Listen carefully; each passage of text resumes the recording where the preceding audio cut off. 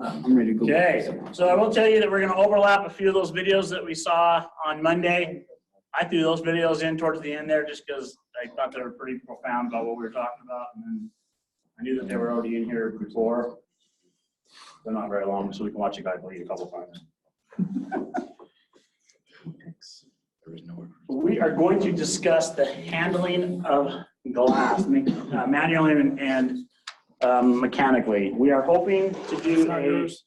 Not yours. I did that last time too. We're hoping to do. I do. Were you gonna follow along with this? I was gonna read it and see what we're doing. Nothing interesting. I see.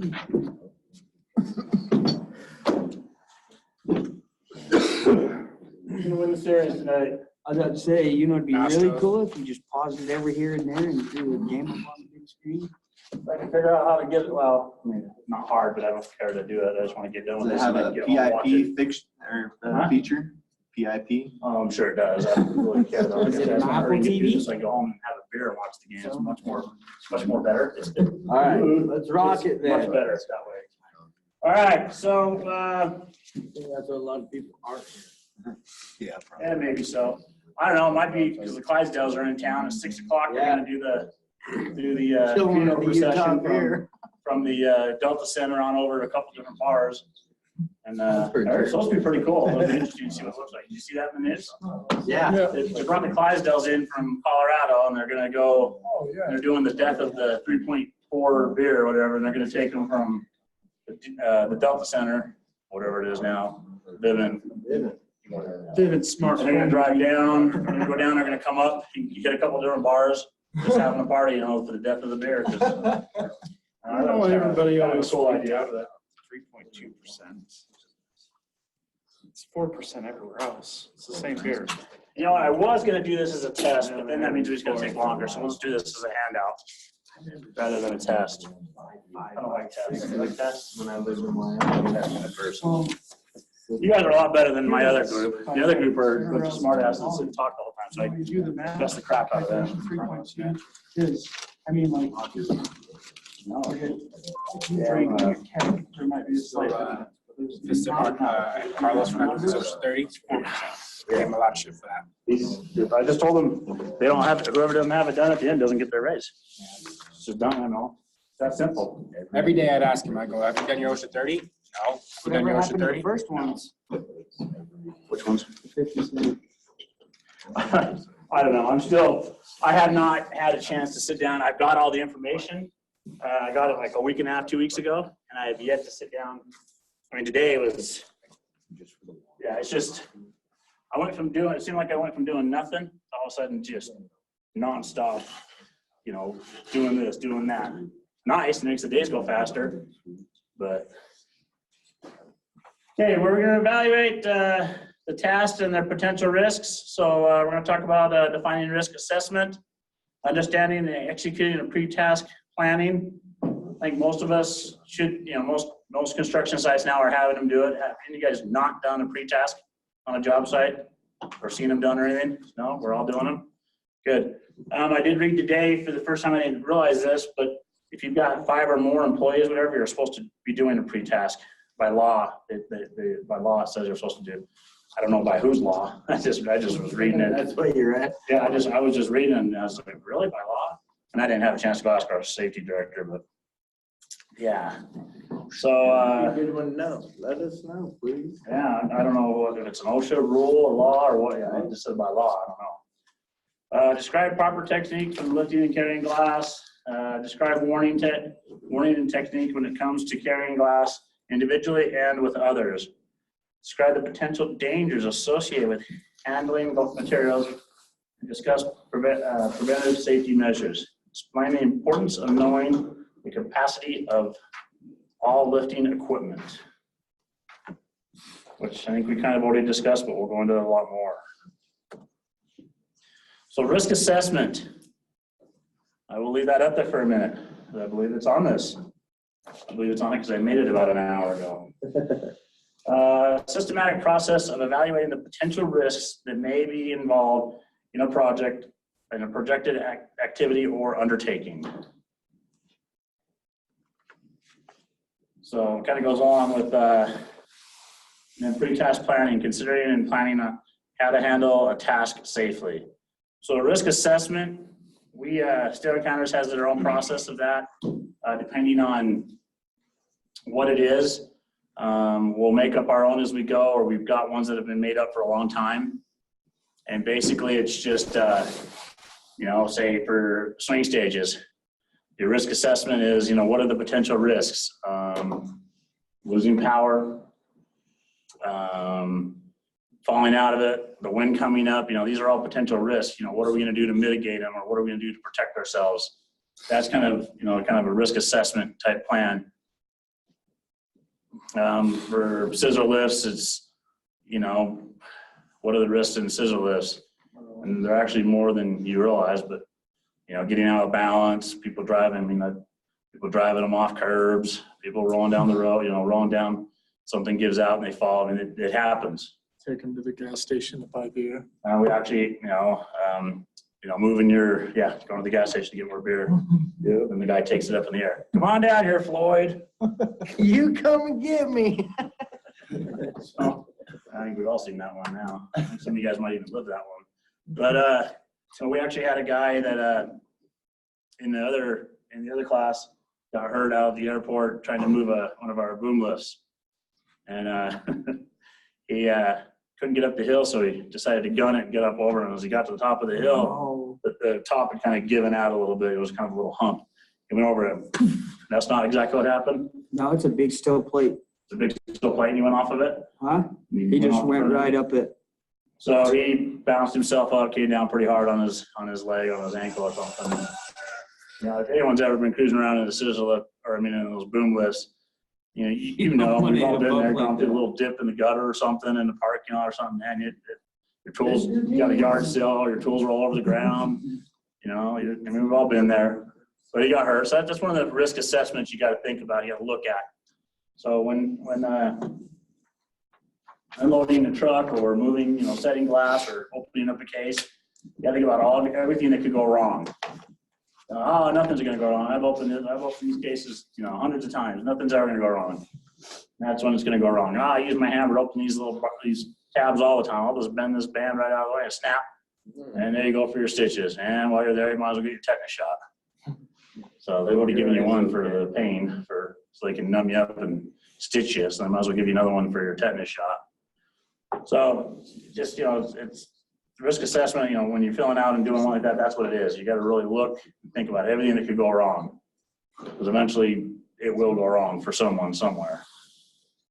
Pre-task planning is a lot of the same thing, but it's more of looking around at your surroundings, what's around you, okay, if I'm going to roll this glass down this hallway on this skateboard, how many extension cords am I going to have to fight to get over, or go underneath or whatever. That's what the pre-task is. Talk about what you're going to do, how it's going to go all day.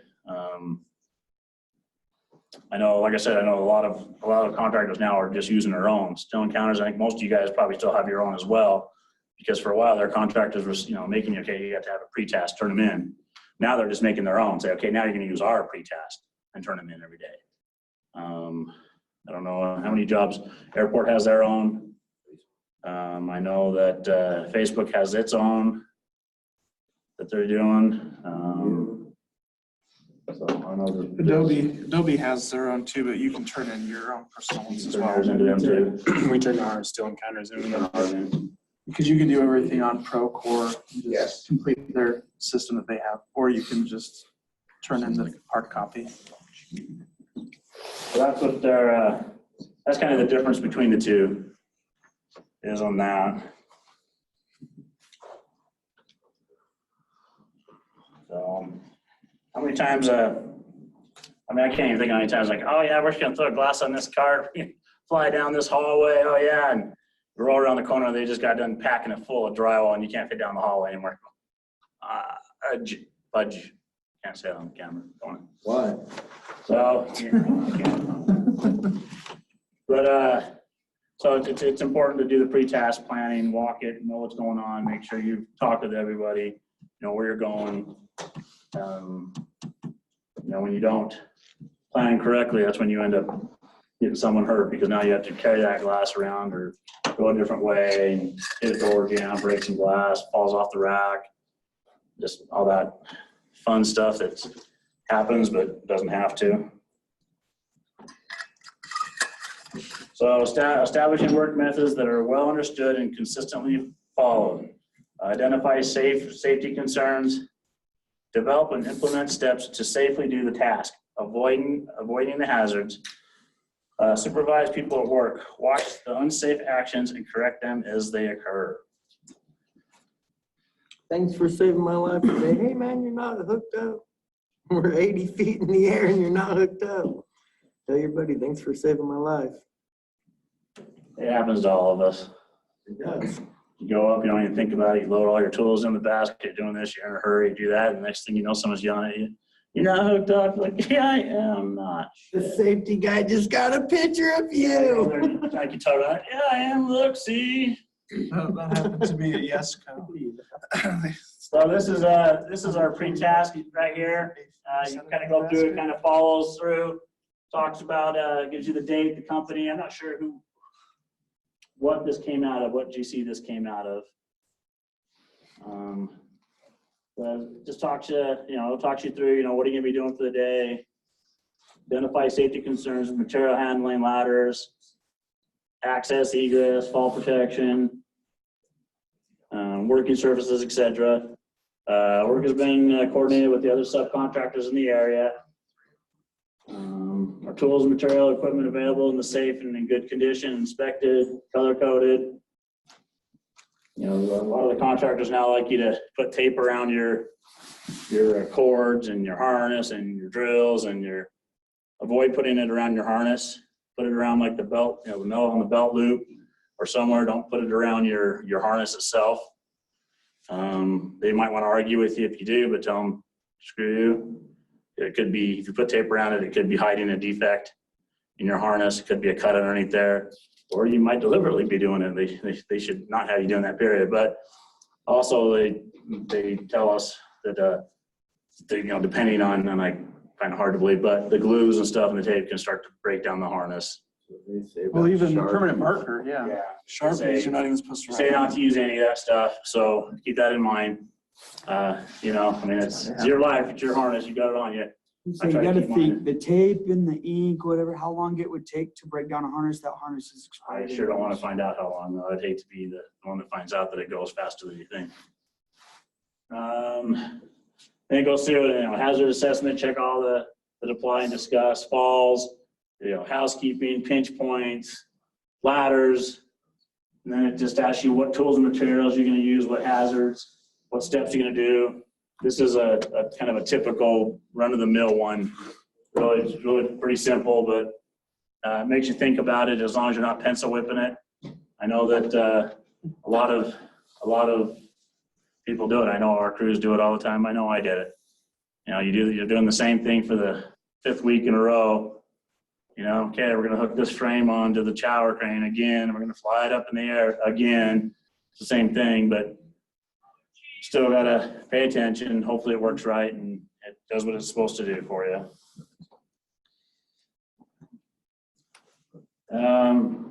So before beginning task, warm up, stretch and flex, establish a pre-task plan, have the tools you need to get the job done. When we implemented our stretch and flex, our back injuries went down more than 80%, closer to 90% of back strains and everything. And when we went from just showing up in the morning, signing in, talking about how many beers in the football game the night before to actually stretching and everything, that went down tremendously. And it's a proven industry, across the industry. That's why you see every job site now almost doing stretch and flex as a whole job site. I know Pluralsight does it as a huge thing. They do the stretch and flex, and then they all sit around the whole job site. Every employee, even down to the guy that's sweeping the floor, and they talk about what they're going to do for the day. Each company has to go through and talk about what they're doing for the day, where they're going to be at. That kind of goes along with the planning when they do a big stretch and flex. I know some job site that does that, like for 6 months to one that doesn't, and you'll notice the difference really quick. Like, damn. Oh yeah, we have one guy that's been with us forever, been with us almost as long as I've been here, and Gary would do it before we even started as a company. He'd come in, he'd get all stretched. I'd be over there doing his stretches, and we'd be all talking. I was like, oh, that's not a bad idea. He's a pretty old man now, and he's still in great shape, just moving around. Gary He Clardy. learned from the trailer. He's a smart guy, you know, and so, yeah, you think about it, it's worth doing it. It's kind of silly, and the whole, when we first started ours, there was jumping jacks. That didn't go over very well at all. You remember And, ladders? What was that? Remember ladders? Oh, yeah, and then there was at one point, and this is serious, it was on our chart, a slow jog. I'm like, you're gonna slow jog where? Where are you jogging to? And then Place. that lasted about 3 weeks before it got changed, because everyone thought it was a little odd. Okay, so like I said, some of the videos are gonna be redundant. We watched them yesterday, or last Monday, but Quick, here too. can you spot the potential for a serious crushing injury in this picture? No? I'll show you. 5 sheets of glass in a crate. You're probably thinking, what, each sheet weighs maybe 200 pounds? 5 sheets weighs 1,000 pounds? What's the big deal? Well, here's the deal. You take 5 sheets weighing 1,000 pounds and tip them over. By the time they reach this point in the fall, the force on a worker that stops them is about 1,600 pounds. By the time they reach here, 6,000 pounds. That's easily enough to crush your leg, arm, or skull. And we're not even talking about cuts. So, what do? Make sure the crate is tied back before you open it. And always have an established procedure for the safe handling of materials. Remember that 6,000 pounds?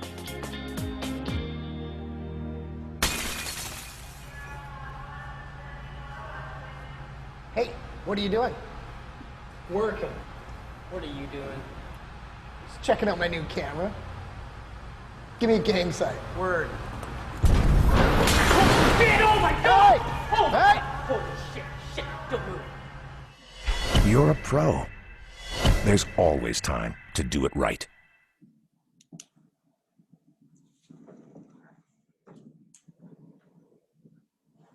Sure would like to know what they're saying. You hold this real quick. 4 of us are gonna go walk away, have one guy do it.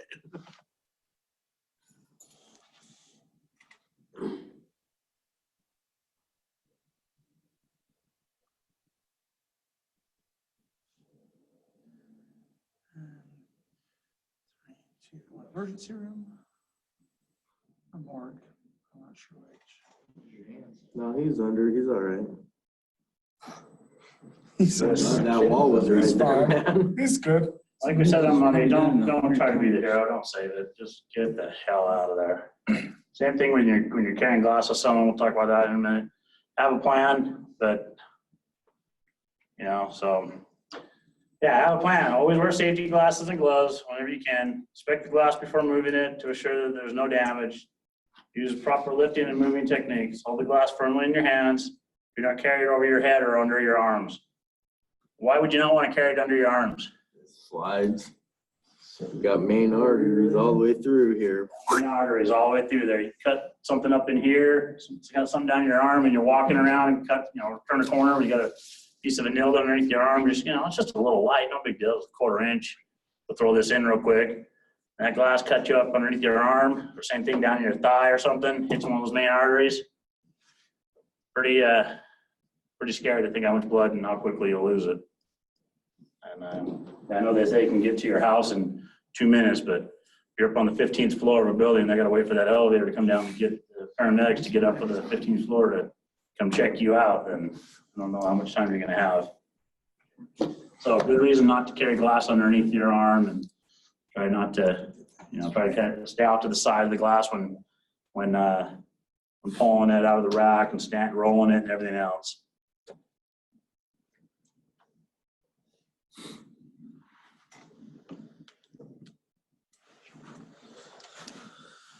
The way you lift glass will depend upon the size, weight and type of glass. You also need to know how the glass will behave when being moved. Faulty glass can cause sudden failure while moving, so it's essential to know the types of glass faults. Always check the condition of glass before moving. Visually check, then give a little shake to test the physical integrity of the glass. Always stand at a 45-degree angle to the end of the glass when in a vertical position. If you find faulty glass, highlight the fault with a white pencil, for example, to warn others, then let your supervisor know so that the hazard can be dealt with safely. Before lifting, refer to glass stickers and labels which provide specific information about the glass to assist you in manual handling. Now let's take a look at the different types of glass faults you need to be aware of before lifting glass. Score or cutting overrun. A score or overrun can occur during the cutting process. A score weakens glass panels and causes the glass to break when handled. The thinner the glass, the greater the risk of glass breaking. Cracks or vents. Cracks in glass are often quite small and difficult to see and will result in an almost instant break or run when handled. They can also run for longer than you realise, as some are only noticeable when light reflects off the crack at a certain angle. The little shake mentioned earlier will test the glass for this type of fault. Seeds, bubbles or inclusions. So for a lot of the time out in the field, when you're out in the field, you're not gonna have to worry about this a lot, but you guys that spend a lot of time in the shop, or if you're out in the truck and you're just going and cutting glass right off the truck, and a lot of people will still do that. You know? Glass right there on the truck, go over and fix the window. It can happen and quick, and it's gonna hurt. During the glass manufacturing process, a seed, bubble or inclusion can be created in the glass. Large seeds, bubbles or inclusions can cause the glass to lose its strength and durability, making it more susceptible to breaking. Large or small, they are an unacceptable quality fault. Always look for them when inspecting glass. Chips or shells. Okay. The question doesn't make sense. You can personally, you can actually buy seeded glass. So seeded glass, you know what that is. You got pattern grade glass, and then you can also get seeded glass, which has a ton of seeds inside of it. The Spectrum CD. Yeah. So is that the same as getting a seed like that, or is it a pattern like? Spectrum CD, I think, is a little bit more sturdy than if you get one that's actually gonna break it. Okay. But if you're cutting like Spectrum CD, it does have a tendency to sometimes it goes the way you cut it. Other times you'll get like halfway and it'll take off to one side. Okay. Freaking hate that glass. So I have no idea what he's talking about. I've never- does that apply to this though? I would Because think, I would I'm think gonna say it's- no, because we've replaced, because of the seed in the glass, you can do something called heat soaking, where you take the glass and you put it in a vat of, I'm not even sure, some chemical, whatever, and they, warm it, whatever, and the glass will basically break. And they do that before they put it in onto a unit and build your glass and send it out. Costs a lot more money, an awful lot more money. And the 111 downtown, they didn't do that. We've already replaced close to a dozen pieces of glass on the outside because there's a seed in it, and they just poof, and they're blowing up. And it's the inside light that's blowing, because the outboard light is tempered. Yeah. The inboard light's just I'm sorry, vice versa. Inboard light's tempered. The outboard light's just a heat strengthened, and so they're blowing up. And I know that they've had two blow up on floors where the people are actually just sitting there working. Like a Goldman Sachs is up on 3 or 6 of those floors, whatever. The guy was working away in his office, and boom, and he thought someone was shooting at him. He just blew the glass, just blew up, and all it is just a seed, and you walk around, you can just find them. And they didn't want to pay for the, for the Extra test treatment. to, heat soak it to make sure it wasn't going to break. And it's quite a bit more money, but I would think you'd want to do it, something that big. Yeah. They're paying for it. It's not, it's an industry standard. It's part of the deal. That sounds like that, yeah. It's part of the deal. It's just part of the, part of this, the industry. So there's no warranty on that. And it happens, it happens. And we replaced a ton of them on that tower. we've got a small, I've talked about before, we've got a little small projects unit and shit, they've got, every time something breaks, it's just more money in their pocket. They just go out. I mean, now we've got a little generator to run, so we don't have to worry about running cable power everywhere to it. They just run a generator right off the roof to run their swing stage now, and just all kinds of things because they've been up there so many times now. And all the new pieces they're bringing in now, they're having them done, at a cost. And they're going to keep more and more, just going to keep breaking. So strictly pertaining to this worksheet, it is true. Yeah, the seed will break it. I've never heard of the other stuff. I don't know. Be worth finding out, I guess. The other stuff's not like it's just, yeah. Yeah. Is it more of a decorative glass? Yeah, More of yeah. a- Spectrum CD. It's like they, It's not something you can really temper. Okay. It's just mainly for like artistic stuff. Okay. Like we did, Cabinets. there's cabinets, yeah, it's there's a park, where is it? We did, it's called Evermore. That Yeah. we did all the windows and stuff in there. We used all Spectrum CD and just getting it from the ride from the shop to the park, we had a bunch of broken windows because we made them all ourselves. And there was a bunch of broken windows inside the trailer when we got there. So it's real delicate stuff. super brittle. It's just got tons and tons and tons of Yeah, little it's air just got a pockets. whole bunch. It's almost, Same you thing can with still see bubbles, through stuff. it, but it's Yeah. kind of a obscured kind of look. Yeah, I know what you're talking I about. should have just went with like a glacial to get a similar. Do you understand why it breaks? because it's a weak point of glass. It's not It's complete. it's just a piece of dirt. It could be a piece of dirt. It could be a piece of steel. It could be whatever it is. It's going to move at a heat and expand and contract at a different rate than the glass. And so even though that thing is so small, it's still going to heat up and move different than what the glass is, and that's what makes it break. And you can find them. You walk up to a piece of tempered, and as long as it hasn't fallen out all the way down, I should have brought one up. We've got a sample of it back in our QC guy has it. And just you can see where it breaks. It just breaks right in the middle.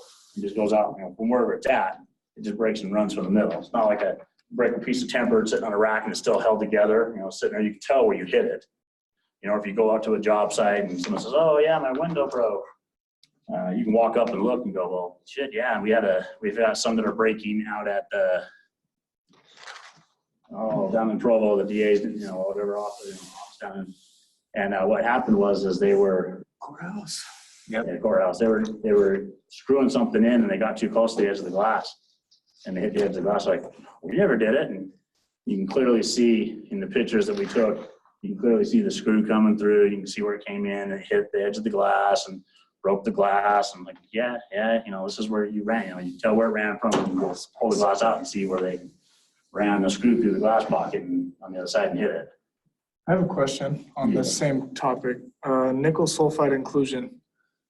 Is that, Same thing. that's the same thing as that? Okay. So will it always have that figure 8 break on it? That I can't tell you if it always does, but that's the telltale sign that that's what it is. I think that's more That's- specific to that because of, Yeah, That's what it was the saying, nickel like- sulfate. the nickel sulfate. It's does that. just an inclusion, just dirt, dirt, something in the glass when it goes through the furnace. Yeah, It there happens. she is. Nothing's 100% foolproof. I hate that stuff, dude. That's a nightmare. A chip or shell occurs on the edge of a piece of glass. It's a common fault, as glass is often stored and transported on its edge. Always check glass edges for any chips or shells. If you find a chip or shell that you believe compromises the structural integrity of the glass, do not lift it.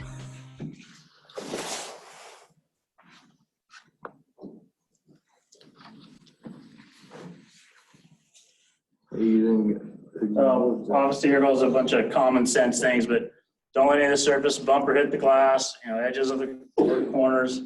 When setting glass on the floor or other surfaces, gently place it down on the long edge.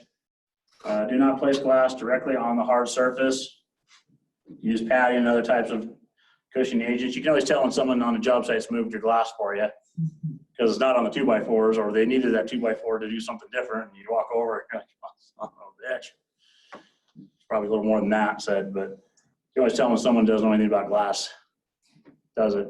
You always tell when someone knows something about glass because they're breaking in somewhere or doing something with glass. So If they're respectful enough, they'll just go ahead and put down some blocks of wood before they break the glass or before they take the glass out of the door. So, but yeah, you gotta, like I said, it seems silly, but don't let anybody put the glass down on the concrete and stuff. Wrap or cover the glass in cushioning agents to protect it from accidental bumps. Obviously, in our world, we don't get a chance to do that, but you order stuff, you know, coming through Amazon, you know, shelves and things like that, they always wrap them up really nice, typically.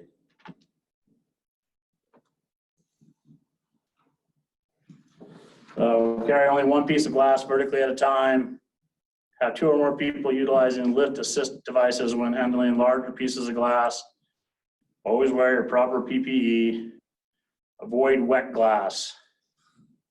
So I know we all like to spit on our cups, no big deal, but avoid throwing it in the middle of a snowstorm right over the snowflakes and hope it doesn't slide. Don't do that, clean it off. You guys that haven't done it, clean the glass off, it'll slide.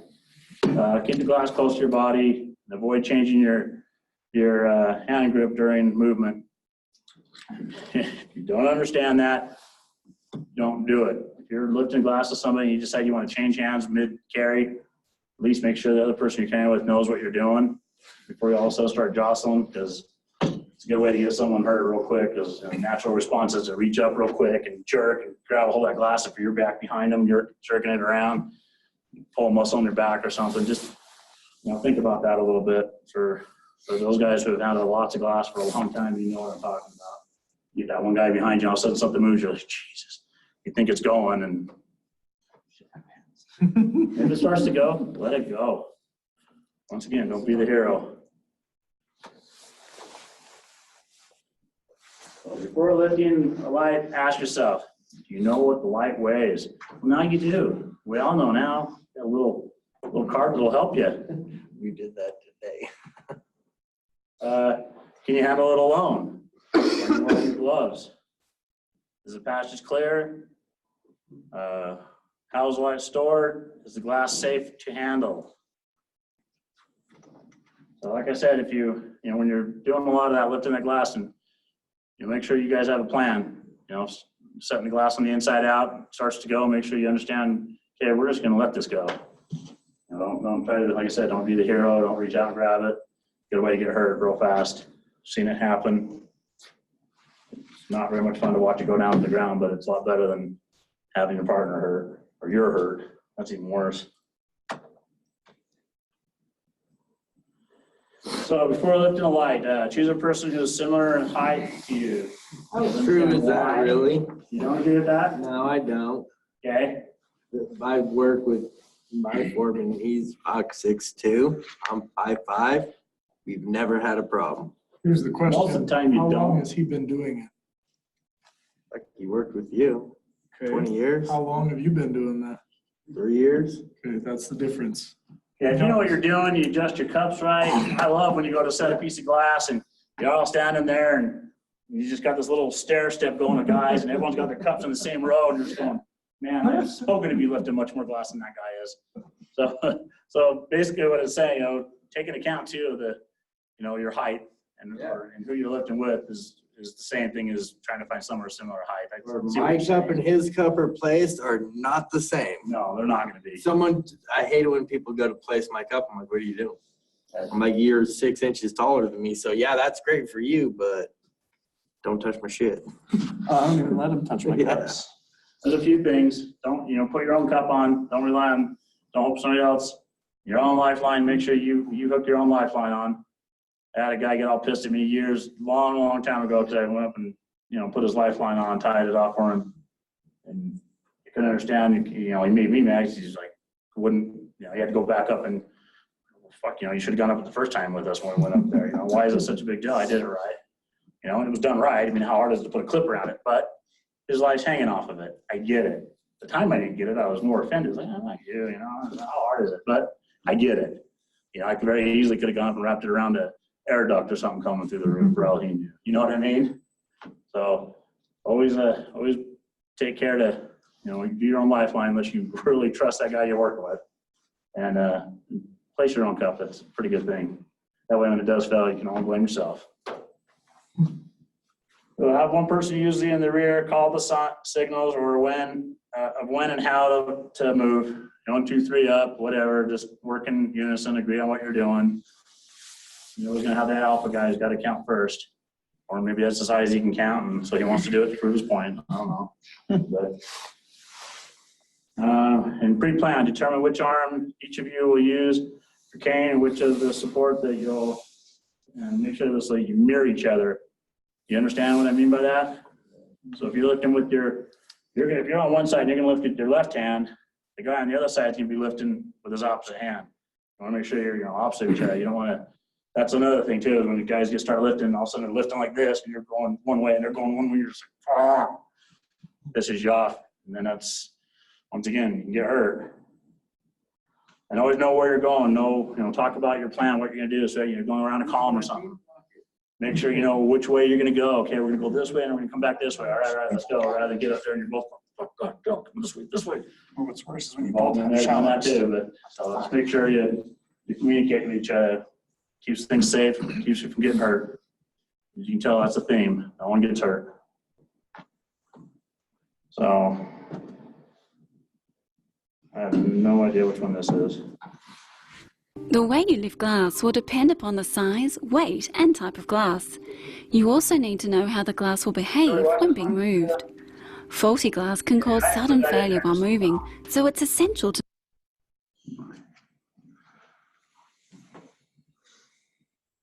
So it's important to know what and how you're going to be unloading.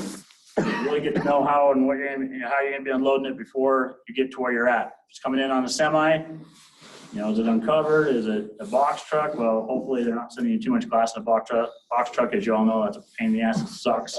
It's a nightmare. We hate it. Lights laying down. They still send them. They still send them on a regular basis in a box truck. So know what you're doing to make sure you're ready for when it gets there. Nothing worse than walking over to the truck and you're getting ready to unload and, hey, did you grab the glass chains? No.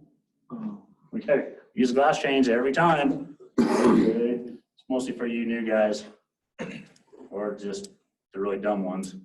Oh, really? You gotta love those guys that come back from lunch and they've already forgotten what they were doing in the morning. Yeah. All got them. They've done every job. Kind of jealous of those people, though. I know, seriously. Like, They must live just the most simple life. It's like last damn truck. Same thing again. Let's go.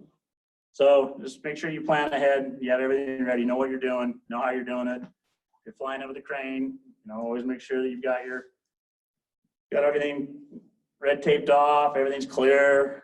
You're not flying over anybody's head. You never want to fly over anybody's head with glass, whether it be on the cup or strapped or anything else. Best to keep people off from underneath you. Never safe. Never safe. I don't even like to have my own crews underneath the guys when they're setting glass. It doesn't matter if it's your crew or the brickies or guys doing landscaping. They all die the same when that piece of glass falls on you. Doesn't make it any safer or any less safe who they work for. Don't work over the top of somebody. Drywallers, right? Unless I've told them to stay out of my area 5 times and they keep walking under me and then they deserve it. Red tape, well, what's that for? Yeah. And it could be colorblind, you never know. It could happen. We had a foreman years ago and it was just always in a hurry, always had to go. And more than once, he's come down on top of people, his lift on top of somebody else. He got a guy pretty good on his head, a guy took a few days off, had to do some chiropractor and stuff. Not enough that it was, he was gone for a long time, but he was sore because he came down with that lift, got him on top of his head. He just wasn't paying attention. It was letting people work underneath him. And the same goes for you guys. Don't work underneath somebody. They're already there, Communicate with them. The simplest thing, hey. I'm not just talking. Don't be under me when I'm setting glass. Yeah, it's amazing how many people will do it, and we're no different. I'm no different. I'll walk underneath guys, not even thinking about it, think, oh, I'm perfectly safe. But that's when it's going to happen. So know where you're putting the glass. Be ready to put it down. When you first get there, that truck comes in, especially unloading. You get there and you go to unload, and they tell you where to put it, and it ends up being a big mud hole from the night before in the rain, or covered with snow, and you can't see all the tin studs underneath the ground when you get over to it or anything like that. Make sure you know where you're going, make sure the ground's prepared, you're safe, everything's good. It's important. You don't want those cases. Case falls over, no one's around, broken glass. Case falls over, you're there. You might not walk right ever again if you get your knee, so you just gotta think about that kind of stuff. So know where you're putting it inside the building too. Get a place, get it secure, make sure the contractor's good with it. Be respectful too of other people's product when you're leaning your glass. Try to find some way to pad it. I know it seems really stupid to say that, but I've seen my guys on my job do it more often than I even care for. I walk right up to a brand new wall and just lean the glass right against it, no big deal. And that glass just, fucks up their drywall, whatever. And You guys get pissed when they leave their hammers on your shit, or when they leave their baker on your shit? Don't put it on theirs. that's exactly what I say. Hey, you don't like it when you walk by and see electricians have their boxes of, their little, box and all their screws sitting on our mullions. You don't want to do the same thing to their finished drywall. Be respectful. But know where to put it. Be prepared. Have dunnage. Have whatever kind of protection you need. This sounds so redundant, so silly, but get over there and you go, God, did you get the box? No, I ain't get the box. I didn't get the box. No, you got the, oh, fuck. Hey, can you grab that too? But hey, that happens too. So just be prepared. So like I said, make sure you have the tools that you need. Make sure your path's clear, everything's out of the way. Extension cords, if you've got to go down the hall, they got extension cords on the ground. Make sure you got enough distance on them to lift them up over you. You really don't want to go over the extension cord. You don't have to. I was on a job, it's a Jacobson job yesterday, and we wanted to use the extension cord to hook up a vacuum to clean out a little track. We were putting a big old stainless steel U-channel down in for some big glass to sit in. And I just went out there with another one of the guys, and he says, hey, go grab that extension cord. I went over there, went to grab it, and it was just one of those little mast lifts, little one-man cart thing. And it's like he's parked on it. And so we moved it forward, and it's just one of those cheap little home, gardening orange cords, and it was all tore to shit. I'm like, I'm not fucking using that. There's no way. The guy I was with, like, oh, it's fine. Like, you go grab it down. I'm using that thing. It's, so you want to make sure, if it grounds out and you're rolling across it, you can very easily end up being the one that gets electrocuted by it. So, and they cost money. You don't like when people chop up your cords. You don't want to do that to them either.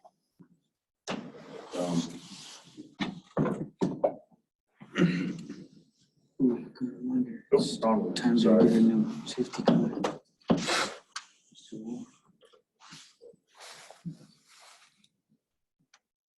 So always have an alert attitude. Be aware of your surroundings.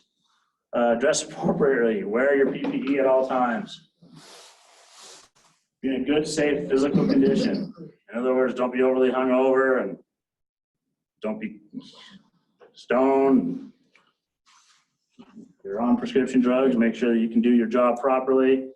It's not going to be, you won't be the only person that gets hurt. I guarantee it. Something happens, you're on something, or you're not ready for the day, or you're still thinking about the fight you had with your wife, or some of you might be your boyfriend. Not judging, just saying that you don't want to worry about that. It's easier said than done. Leave the stuff at home, but be in a good frame of mind when you're out there doing some of this stuff. You need to be alert all the time. Be knowledgeable about the glass you're working with. Know what you can and can't do with it. I know that at Plural site we've already broke quite a few. It's cooling down now. No matter how many times we tell the newer young people there that they've got to push the glass in, and when they set it, lift it, give it a little bit of a lift before you start pounding that vinyl in. They've already broken 2, maybe 3, just from sitting in the block, and they just start pounding. The outsides each strengthen, same thing happens, just cracks and runs. They're just pounding away, and that block's frozen, it's hard, and glass isn't moving, the vinyl's hard, everything's cold. So we've already lost a few out there for that. Just be aware of what you're doing.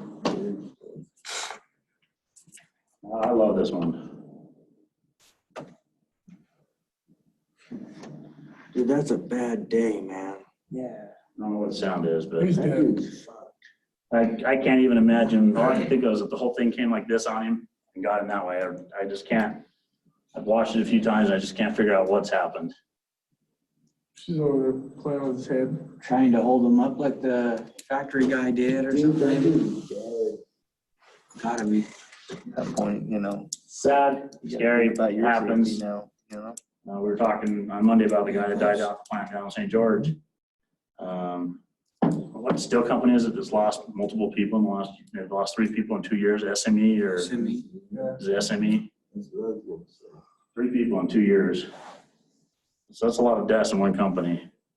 3 deaths is too many, but in 2 years in one company, that's a lot. There's something wrong there. I have a question real quick while we're talking about steel. What were those old tool belts they used to use as harnesses? What are they called? Like the one the guys, the rebar tires would use and just have the rings here and that's Just all it have was, the is just a ring belt. here and then Yeah, the 2 rings Yeah. and go around. I don't know what they're called. I have one. I have one too. I just can't remember what it's called. I never did it. I just found it. Thought, oh, this looks pretty cool. I'm gonna keep this. I'll use it for something. Still sits in the box from like 10 years ago. I don't know what the hell I'll ever do with it. That's my wife's biggest pet peeve. I got so much shit I'm gonna do something with someday and I'll never do anything with it. More crap. Fine, honey, I'll get rid of that shit. You start getting rid of shoes. We're good. You have more of those shoes since 1990 when we graduated. They're ugly then, they're ugly now. I'll tell her that. At first I was hoping she was gonna watch this. and now I'm doing it. Yeah, so a little funny story about that. We got the storage unit about a year and a half ago.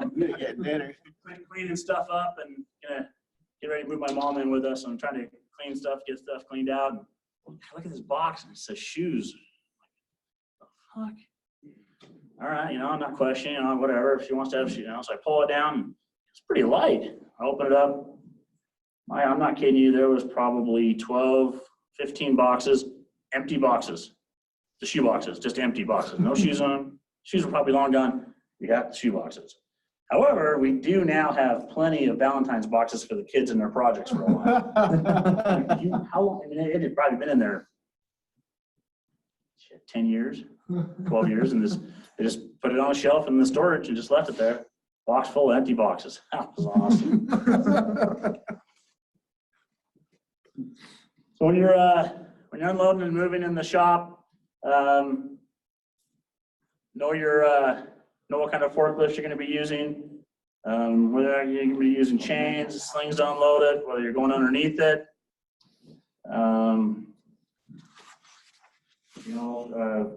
The days of sliding your chains over the fork and down the fork, those days are long gone. We did it a lot, and I think we still do. I mean, I still don't have an overly huge problem with doing it as long as but With the you don't do straps that on or job what? sites anymore. Huh? Straps? No. Yeah, put You're not your, supposed to do it with straps either, but I've done it with straps. oh, I've done it with straps. I've done it with the big ring on the chains. it's supposed to be on the knuckle, not the fork. Yeah, well, but we've all done it. I mean, it's, you start looking at some of the old boys and, she's the first job I was on, you could hear this forklift coming from a block away. We had to store our glass like a block down the road and he's just flying. I don't know, how fast the all-terrain forklifts can go as an old radar, and he was just flying. I'm like, and you can just see that case and the extra chains that you tie back are just slamming. You can hear them. I'm going, holy shit. We watched the one case fall out of the bottom. They're just moving, and this guy's just jamming. And you just hear it slamming and going. He didn't lose anything. It was the same guy that landed on another guy. He also ran into a pipe at Bicycle Stadium and a main water valve in it. And you could, inside the stadium, the guys could see the water. It was shooting that high. It was going up above one of the outer walls, and they could see it. And they were joking, I bet Dave hit it. Dave hit it. Bam! Just shot. And it ran they said it ran for about 15 minutes, but it made a mess. Just, a huge mess. You got to figure that water's that much pressure going that high in the air for 15 minutes. It was a swamp.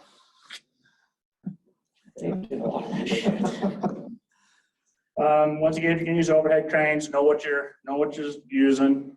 On Monday, we'll go into discussing knowing how to, looking at your chains, understanding what your chains are rated at, what's on them, all that kind of stuff.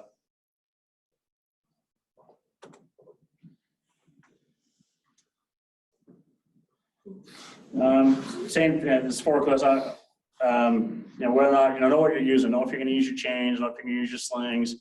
I think I mentioned earlier that the only company we found was Viacom that'll actually give you information saying that their cleats will hold with their chain, with the chains around their ears. I don't even know if they'd even do that anymore. That was church history library where I had to get that information for the safety guy there at that job, saying that we could, use the chains. But now you don't even want to, you don't want to fly overhead with that, and it's just, yeah, can't even, it just scares me when you think about it.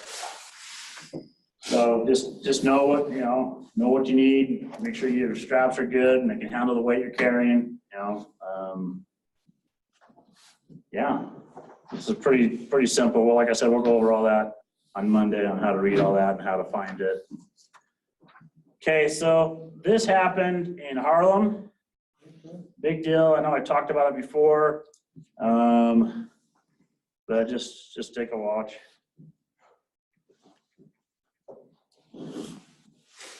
See, they're starting to lower that unitized system down there using the floor crane. Oh shit! Watch the guy.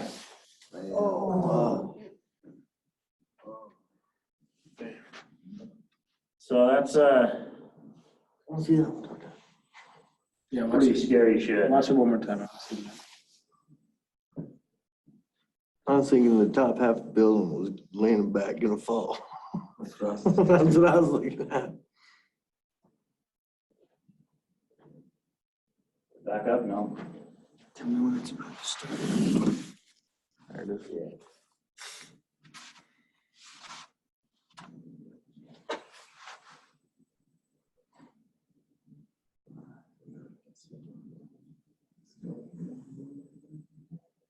Oh, shit. Oh, shit. He had permanent back paralysis. They didn't say paralyzed, they said paralysis.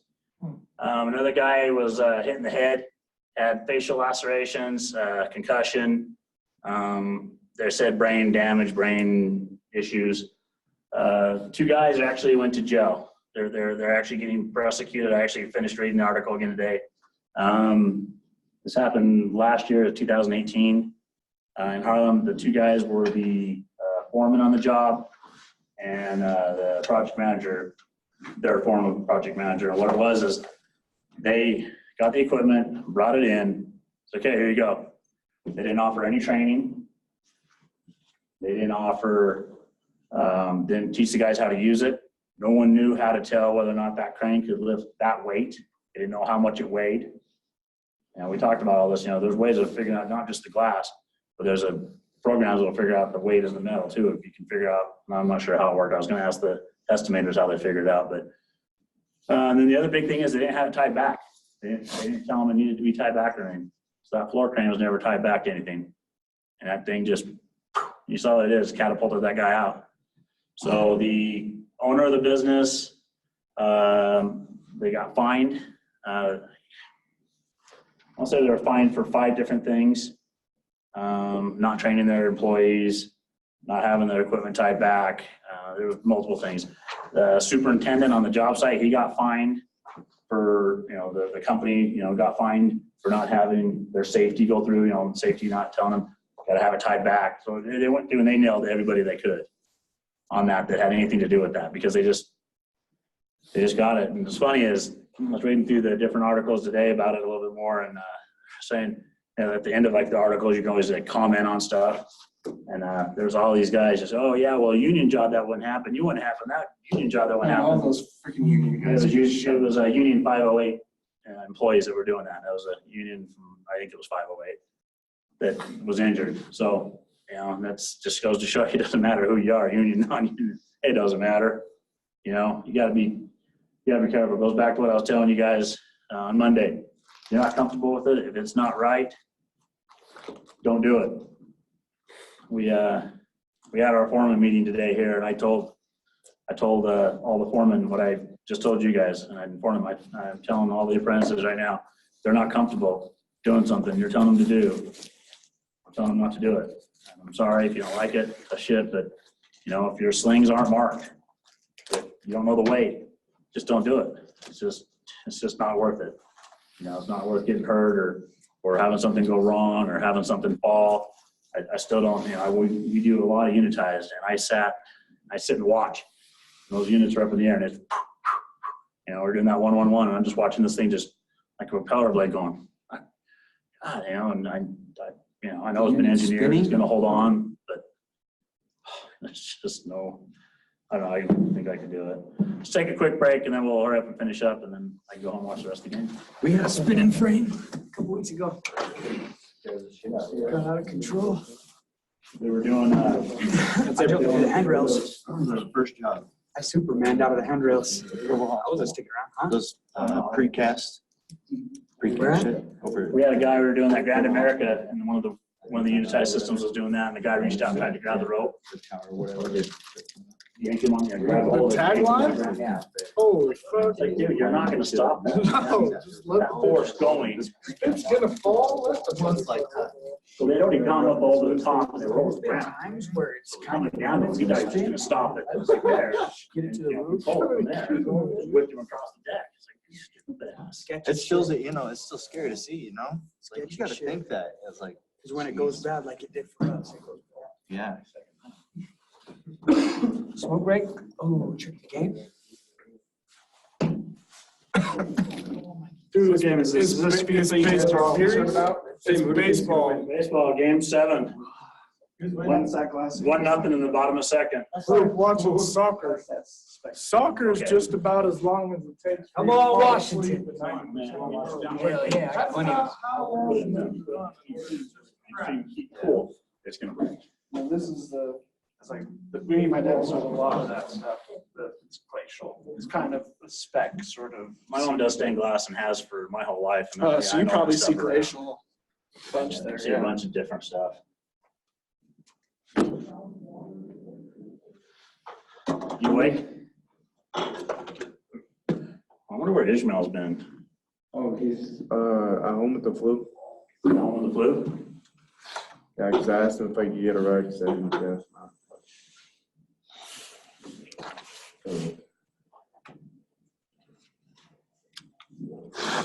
Wonder how the old funeral procession's going for the 3.4 beer. That would have been kind of fun to have seen. It would have been I cool. thought about doing a field trip. Okay, with me here. Let's go. But we got a bunch of kids that are younger than 21. Well, they could have had a free day. Oh, we would have had a designated driver. That's true. You're like, screw you guys.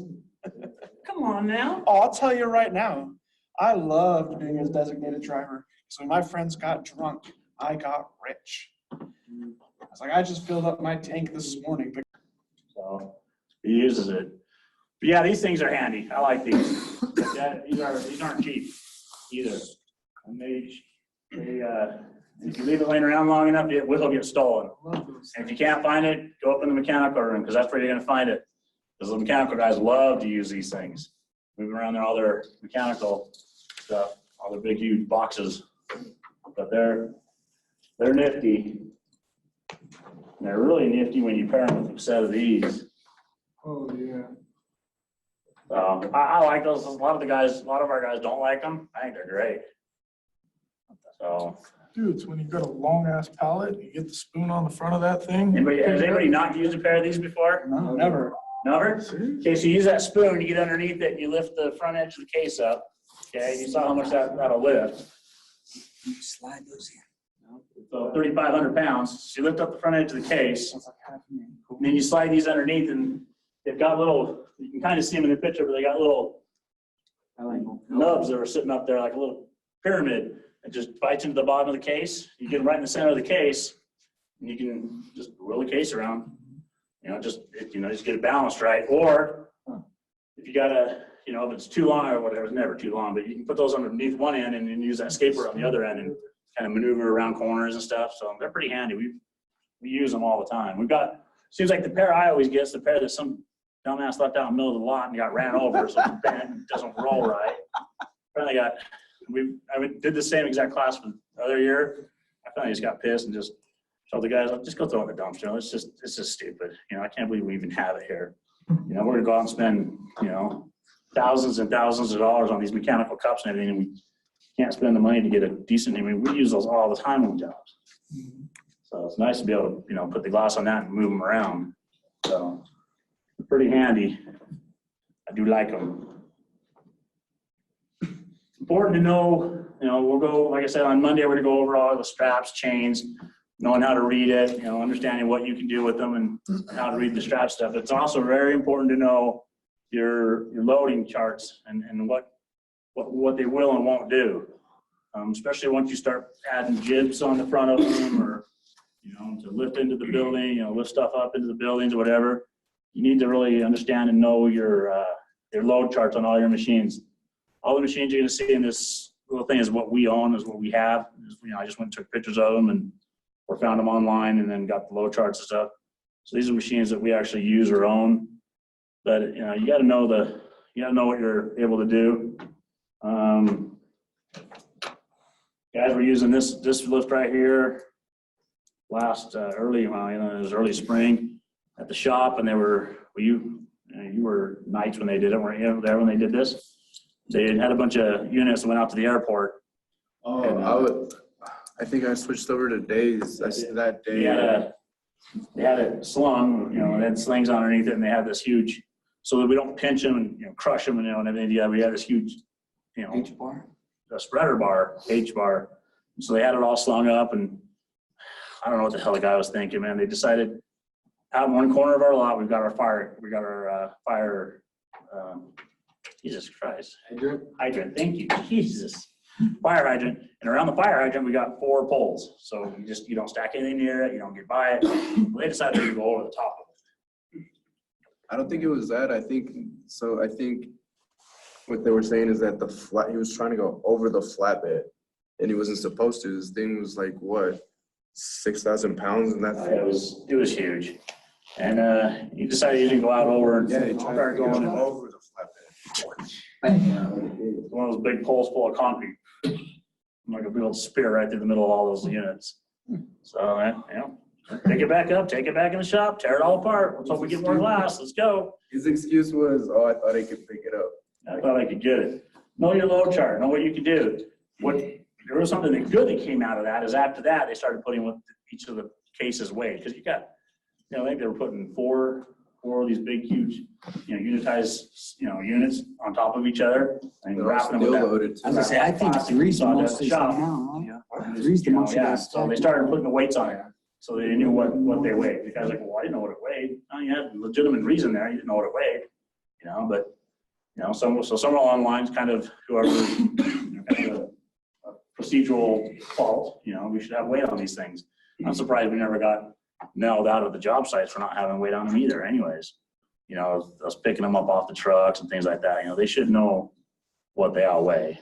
But yeah, I was just gonna get up and over it. That was a pretty penny. Yeah, I just threw all these different things on here, and you can tell that it changes once you start adding the jib on there. You know, where your weight is at, how much you can handle. You know, it decreases quite a bit. If you can see, I mean, that's 2,000 pounds right in there. And when we ship our glass, I'm sure all you guys pretty much saying yes. You don't let them build their crates bigger than, say, 2,000 pounds. So right there, that's it for you. You know, if you got anything bigger, you know, if you're doing, you know, a couple of, you know, some big units, whatever else, you can tell that, you know, once you start putting this jib on there, you lose a ton of distance.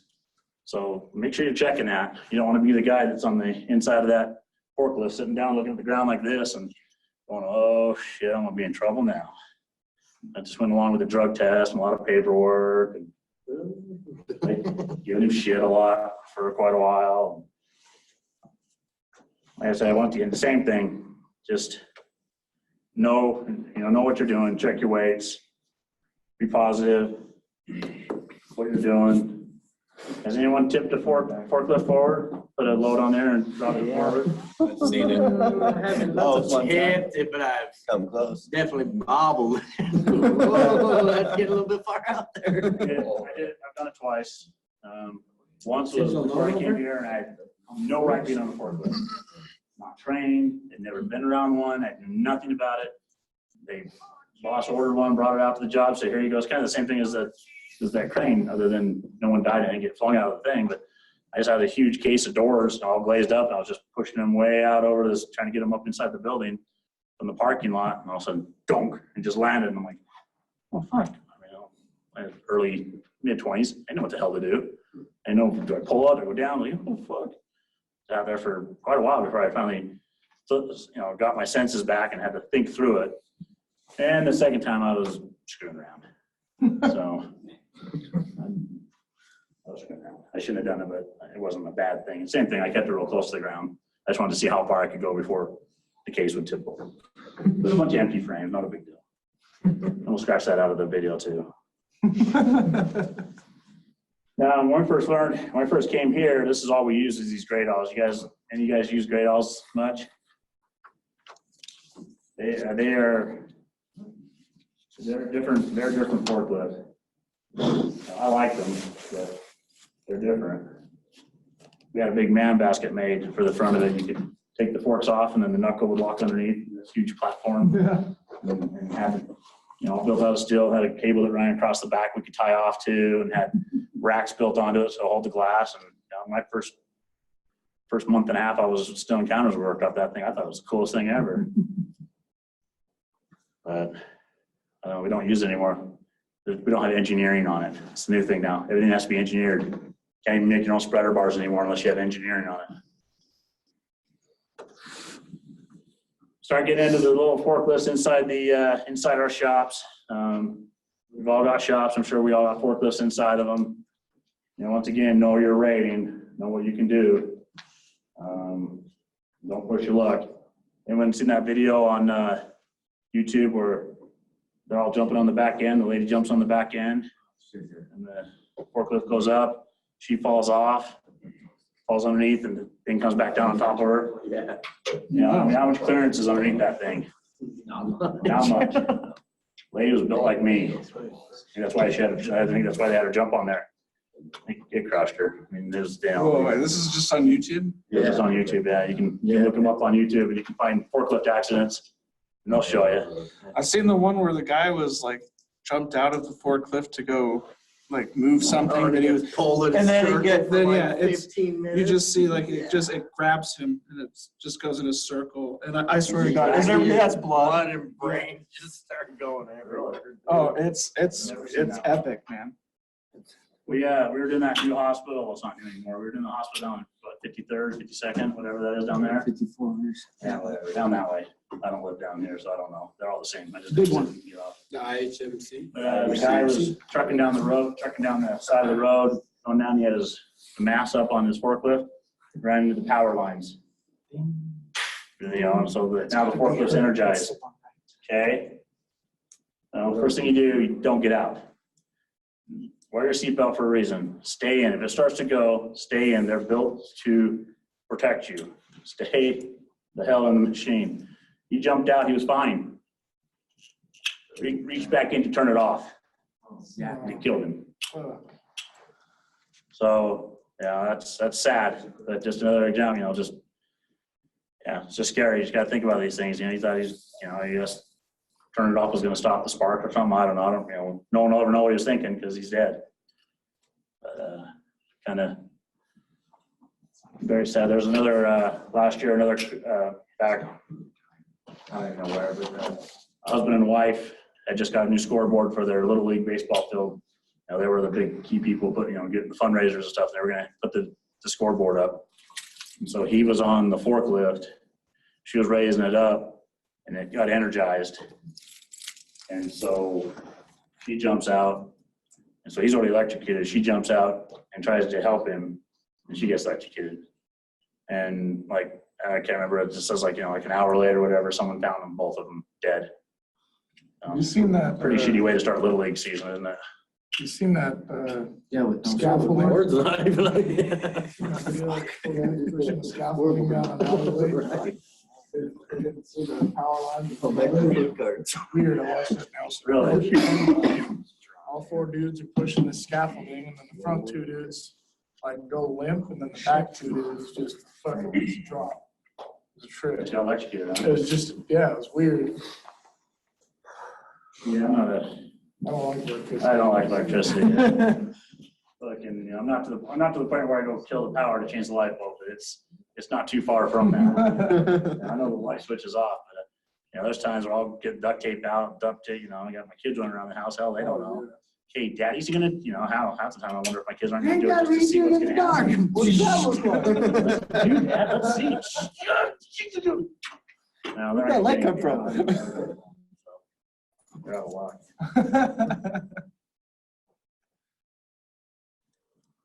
Important to know where on the forks too can handle the load. I've seen, we've all seen the forks bent all hell because someone's gonna try to lift that thing before they should, and I don't even want to know. You just smile and I just can think about what's going on in your world. But know what your forks can handle too. You will bend them and break them. We just have to get this out there. We move our trailer with we used to move the trailer with the front right fork of the forklift. There's that hole that's in the very end You of it. put the ball on it. Yeah, you just drop the ball in it. Bolt it on. Yeah, it's totally fine, right? Yeah. Loaded trailer is totally good? No. No, I know. So we used to do that. Used to until you And bend. then I think we had a shop inspection because we don't do that anymore. No. Earlier this summer, I went down to Like something that Vegas with slides. one of our guys and Put your forks I all think they through it. talked about it. They stood this big, huge container up and they put these huge sliding glass doors in it. Beautiful sliding. They shipped everything in the container, and then they stood the container up like this. So we're sitting there, and we got all the union, your union, whatever guys working all the forklifts. So they're going to do it all. You're just going to watch them, and so we're just sitting there watching them. Like, God, it's huge, the block's coming down. The guy's going to reach out there and grab it with the forklift. Boom, and it comes down, and as the box came forward, the way they had it rigged, grabs out of the forklift, and the guy, I thought he was going to go over or come out. And, Jesus. And he finally gets out from underneath it, and that fork's all bent to shit. I'm like, whatever. You guys are the big money guys. You figure it out. So, all right, you guys fill all that out? Everybody get all their answers on that thing? Well, now we have an power cut. Always. Yeah, that's why I want to talk about those too.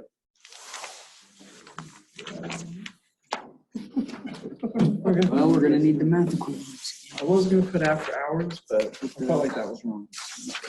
Well, you'd be surprised at how many people do, though. Or maybe not. Maybe I'm not surprised. Maybe that's what you do.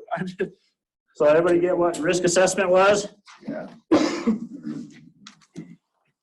Okay, I didn't go into it, but come on, common sense. What are give an example of 2 tools used to open a case? Grab bar. Good enough. 5.184. Okay, why shouldn't you carry glass under your arm? God, I just feel it. I think about it and I can just feel it right there. Oh. Ugh. That dude's pinky? Oh, yeah. Your arm. Yeah, that's bad. Yeah. What is the total force of the 5 sheets falling glass once it hits the horizontal plane? 6,000 pounds. Hard to believe, huh? I would never have thought of that. It would be that much by the time it comes down. I wonder why it squishes your head like a grape. You should always stand at a 90-degree angle when pulling glass out of a rack. False. You understand why on that, right? You want to be off to the side of it. You don't want to be, I think they could have worded it better. You don't want to stand in front of it. If that glass starts to if it breaks and comes down, comes out of that rack, it's going to come straight at you. Especially the way the racks are built, it's going to come at you. And I heard, never saw anybody. I heard about the glass broke one time and the guy turned, came across and cut his nose off. I heard about that when I was like very new in glazing. I could see it happening. If you don't really know what you're doing, just slice your face. So if there's a seed in the glass, it could cause, would it cause it to break? False. True. Okay. When is it safe to fly glass over other trades' heads? Always. Never. It made you upset. When should you refer to the load chart? Oh, every load. Every time, every pick, know what you're doing. I mean, if you know your weight, the biggest thing is know the weight of what you're lifting. If you know you're well within it, you're fine. But if you don't know, check it. Be safe. When lifting with the power cup, it is okay to extend the manufacturer's total load limit when the boss tells you to. Never. That's pretty simple. You know, even 100 pounds over is still 100 pounds over. It fails and they say, well, what are you lifting? And you say, well, I was lifting this piece of glass. And they do the math. And they come back and they tell you, well, geez, you're over the limit of our cups. Yeah, but you got the 2-to-1 safety factor. You're over the limit. You got nothing. What is the total weight per square foot of 1/4-inch glass? 3.27 pounds. Very good. 3.2 what? 3. On the card things, it says 3.23. 3.23. That's what the card says. He's got it. I got it right here. He's actually got that. Actually, I actually had one left in my pocket. One of the foremen today says, "God, can you make a bunch more?" It's all approximate. We all need that. Yeah, I know. They were telling me, what'd you tell them to give it to them? I'm like, I figured you guys lost them. You need to have it. So screw it. Give it to the other guys that don't have it. Okay, anybody figure that one out? 206.64. Okay. Wait, what was it, 206? Yeah. 206.64. 68.6. Whatever. It's an estimate. Remember that. This is all an estimate. It's not going to be exact. You round it. You can round it up, round it down. Could be tempered. Could be made with special sand from Asia. Hell, I don't know. It'll probably be special sand from Italy. Okay, there.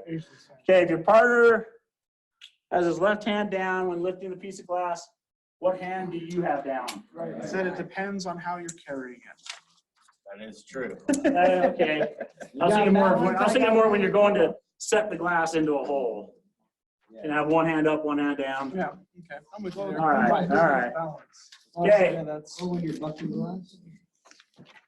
We'll go over that when we get there. So we got one more class on Monday, and then next Wednesday we'll be at our shop for just a quick, and it will be a quicker one on just handling glass there. They wanted me to go out and buy a sheet of glass, and I'm like, no, Glass. And we all know I'm gonna go out and buy a sheet of glass, and okay, this is what you don't do, and have one of us get hurt. Screw you. I'll play around with a sheet of plywood or something. I'm not gonna go spend money on a sheet of glass. We'll talk about it. We'll talk about tying stuff off. See, you guys drive around your rack trucks all day long. I'll let you help out. Show us your wonder knots. Great. You need to learn the 2 knots that'll save your life. I never lost. Well, okay, that's a lie. Hold on. I didn't even say I it. was loading the truck up. The guy came out. My boss came out, handed me a brand new rotor hammer. Said, "You're gonna need this." I stuck it up between on the top of the cab, between the cab as it came down, in the rack bar that came across. Finished loading the truck up, coming down I-15, kind of went around at the power, down at the gas plants down over there, and here's, oh shit. Looked in my rearview mirror just in time to see the car behind it go, boom, right over the top. I got out, I got the case, I found the cylinder part of the rotor hammer. The handle was gone, the cord's gone. But the nose, we dropped the whatever, the SDS, whatever it bit in, it was gone. It was like, fuck, brand new. I mean, it hadn't been used.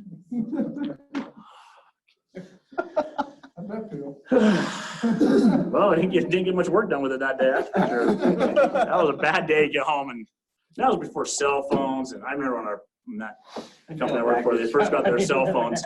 You could call the boss, but you couldn't talk more than 59 seconds. Because after a minute, they charged you, but the first 59 seconds was free. I need a hammer drill. Go back. They hang up on you. I need a 1-800-COLLECT hammer drill. Right, exactly. So I ended up buying a new one. However, I did save that one piece, and it did come in handy.